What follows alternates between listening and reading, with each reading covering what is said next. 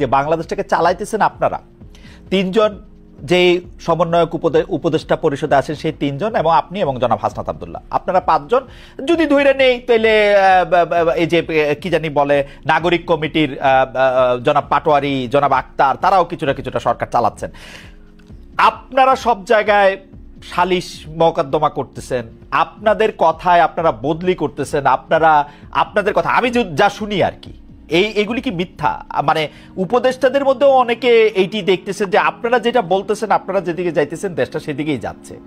ব্যাপারটা এরকম না। পারসেপশনে আমরা দেখতে পাচ্ছি যে আপনারা রাজনৈতিক দল করবেন, রাজনৈতিক দল করার জন্য আপনাদের টাকা দরকার হবে। বিভিন্ন জায়গা থেকে আপনাদের টাকার অন্য রাজনৈতিক দলগুলোর সাথে যদি আপনাদের মাঠে মোকাবেলা করতে হয় তাহলে আপনাদের টাকা লাগবে। টাকা লাগার জন্য আপনারা বিভিন্ন জায়গা থেকে চাঁদা নিচ্ছেন।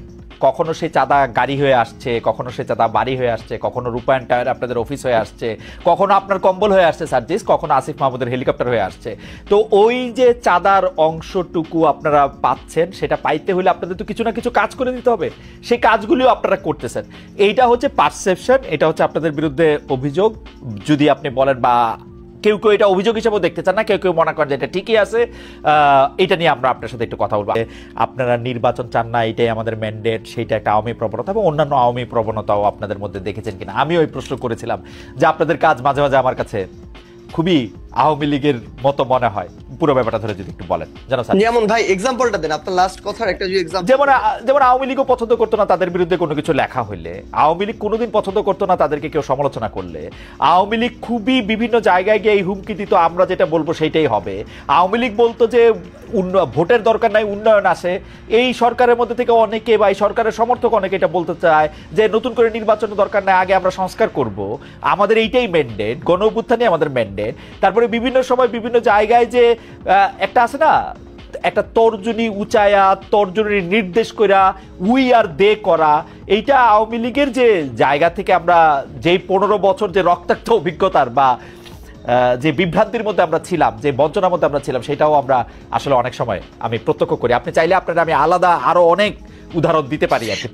এখন একটা ভাই শোনেন, একটা জিনিস আপনাকে বলি, সবচেয়ে বড় কথাটা হচ্ছে আমি আপনার একটা কথার সাথে সম্পূর্ণ দ্বিমত করি, এবং এই কথাটা আমার কাছে মনে হয়েছে খুবই জেনারেলাইজড একটা কথা। আপনি একটা কথা যেটা রনি ভাইকে বলছেন যে আওয়ামী লীগের দেয়া ছাঁচে বৈষম্য বিরোধী ছাত্র আন্দোলন চলতেছে। ভাই একটা কথা আপনাকে স্পষ্ট করে বলি, সবচেয়ে বড় কথা হচ্ছে বৈষম্য বিরোধী ছাত্র আন্দোলন কোন একজন স্টুডেন্ট কোন একটা কাজ করছে, কোন একজন সাধারণ নাগরিক একটা কাজ করছে, বৈষম্য বিরোধী ছাত্র আন্দোলন নাম ভাঙায় করছে, সমন্বয়ক শব্দটা নাম ভাঙায় করছে, তার মানে সেই দায় এই বৈষম্য বিরোধী ছাত্র আন্দোলন নিবে, এটা কোনোদিন হইতে পারে না।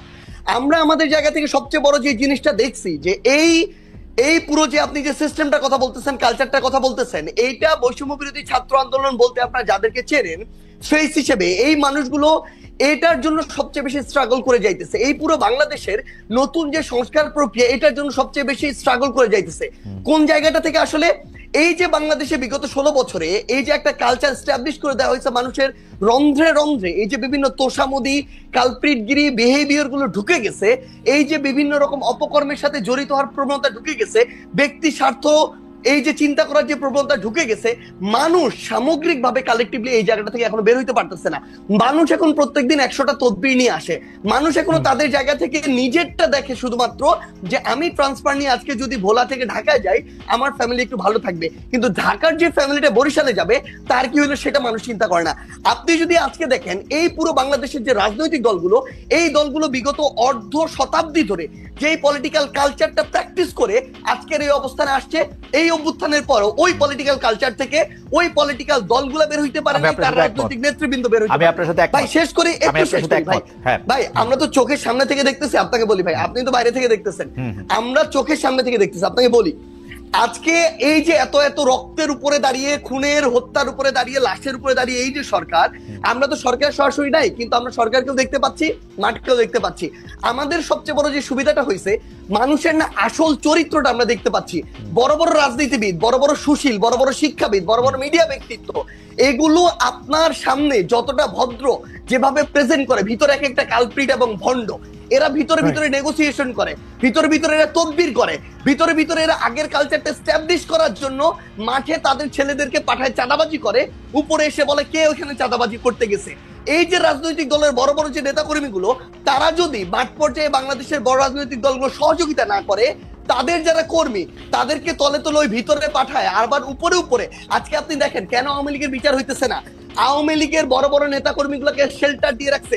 আমি বলি জেলা আওয়ামী লীগের সাধারণ সম্পাদক সভাপতিকে শেল্টার দিচ্ছে জেলার অন্য কোন বড় রাজনৈতিক দলের সভাপতি সাধারণ সম্পাদক।